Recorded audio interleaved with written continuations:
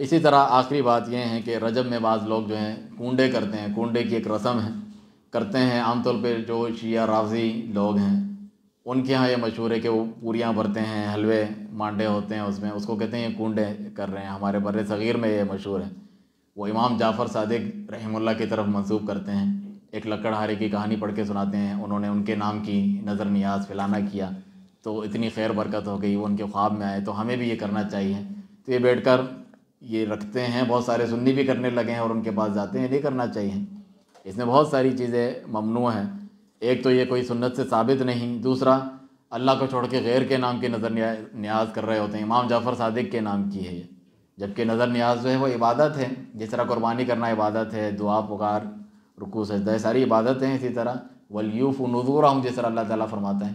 کہ اللہ کے لیے جو نظریں ہیں لوگوں کی وہ پوری کیا کریں، اس کا مطلب یہ عبادت ہے۔ غیر کے لیے کرو گے تو یہ غیر کی عبادت ہے، تو یہ شرک ہے چنانچہ۔ اور اسی طرح ان کے وسیلے سے پھر دعائیں کرتے ہیں کہ ان کے وسیلے سے ہمارے کام ہو جائیں گے،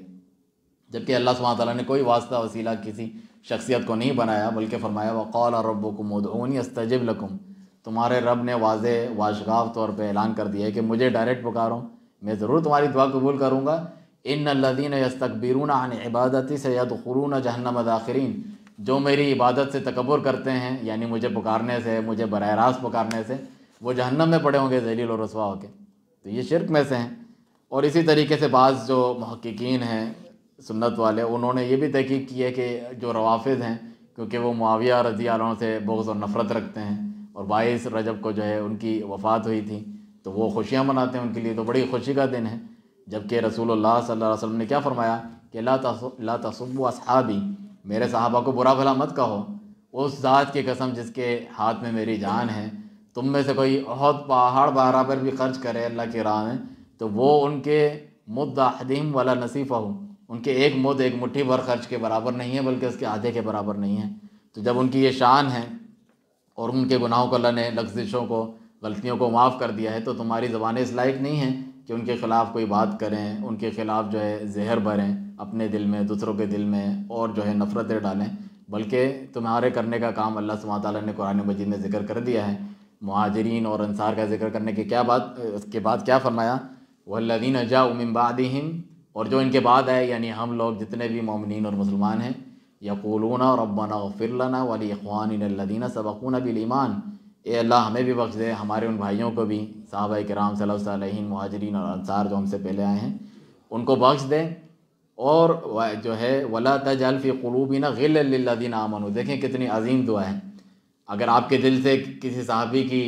کوئی نفرت نہیں جا رہی ہے تو آپ اللہ سبحانہ تعالیٰ نے آپ کو دعا کرنا سکھلائی ہے کہ یہ آپ کے لائق اور زیبا نہیں ہے کہ آپ کے دل میں کوئی رنجش پیدا ہو ان کے تعلق سے۔ آپ تو اللہ سے دعا کرتے ہیں، یہ قرآن کی آیت ہے سورۃ الحشر میں، تو کیا یہ دعا اللہ تعالیٰ قبول نہیں کرے گا؟ ابھی آپ نے سنا کہ اللہ نے کہا مجھ سے دعا کرو میں قبول کروں گا، تو آپ کے دل میں اگر صحابہ کی نفرت رنجش باقی ہے تو گویا کہ آپ کی یہ دعا قبول نہیں ہو رہی، آپ دھتکارے ہوئے پھٹکارے ہوئے لوگوں میں سے ہیں۔ آپ دعا کریں اللہ انہیں بخش دیں، ان کی لغزشوں کو، ہماری لغزشوں کو، اور ہمارے دل میں کوئی کینہ بغض ان کے لیے باقی ہی نہ رکھے۔ اللہ سبحانہ تعالیٰ سے یہ ہم دعا کرتے ہیں، اور جو ہے اللہ سبحانہ تعالیٰ اللہ رؤوف الرحیم ہے۔ تو یہ کچھ بدعات تھیں اس تعلق سے جو رجب جیسے حرمت والے مہینے کی حرمت پامال کی جاتی ہیں۔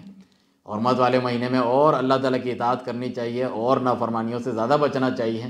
بجائے اس کے کہ اور زیادہ گناہ تو کم چیز ہے، بدعات اس سے بڑھ کر چیز ہے۔ شیطان کو جس طرح جو ہے امام ابن سیرین رحمہ اللہ فرماتے ہیں،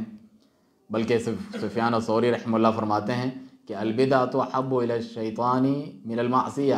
بدعت شیطان کو زیادہ پسند ہے گناہوں سے بھی، چاہے بڑے گناہ ہوں، کیونکہ جو گناہ ہے اس کو کم از کم گناہ سمجھتا ہے، یا انسان جو ہے توبہ کرتا ہے اس سے گناہ تو سمجھتا ہے نا، بدعت کو تو وہ نیکی کا کام سمجھ کے کرتا ہے۔ آپ جتنی دلیلیں بتا دیں وہ مانے گا ہی نہیں، کبھی چھوڑے گا ہی نہیں۔ شیطان بھی خوش ہے کہ آخر تک وہ اسی میں پڑا رہے، کیونکہ وہ تو اس کو نیکی کا کام سمجھ کے کر رہا ہے۔ کبھی کسی کو دیکھا ہے کہ دوسرے کو، ایک مسلمان دوسرے مسلمان کو نیکی کرنے سے روکیں کہ تم جو ہے روزہ نہ رکھنا، تم رات کو اٹھ کے نماز نہ پڑھنا شب معراج میں جو تم نے بنائی ہوئی ہے، مجھے نیکی کے کام سے روکتے ہو؟ زمانہ باہر جو ہے برائیاں اور گناہوں میں پڑا ہوا ہے، وہ ہیپی نیو ایئر منا رہے ہیں اور فلاں کر رہے ہیں، اور تم مجھے نیکی سے بھی روک رہے ہو۔ ایسا نہیں ہے،